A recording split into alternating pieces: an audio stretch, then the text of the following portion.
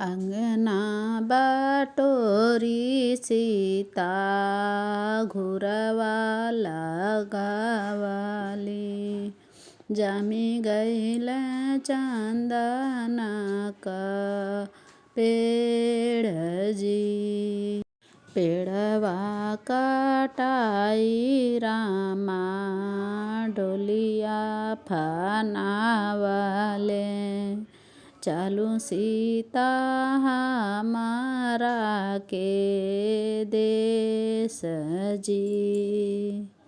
कैसे के चलूं स्वामी तोहरा के देशवा।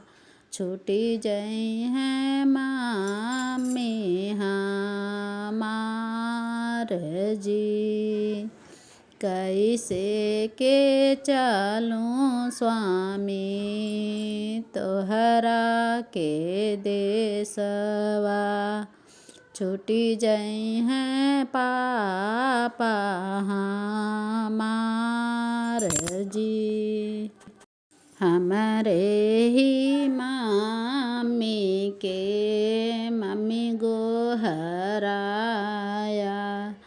अपन मम्मी दिहा बिसराई जी। हमारे ही पापा के पापा गोहराया। अपन पापा दिहा बिसराई जी। अंगना बटोरी सीता घुरवा लगावाली। जामी गईल चंदना का पेड़ जी। चंदन कटाई रामा डोलिया फनावले। चलो सीता हमारा के देश जी। कैसे के चलूं स्वामी तोहरा के देशवा। छूटी जई हैं भैया हमार जी। कैसे के चलूं स्वामी तोहरा के देशवा। छूटी जई हैं भाभी हमार जी।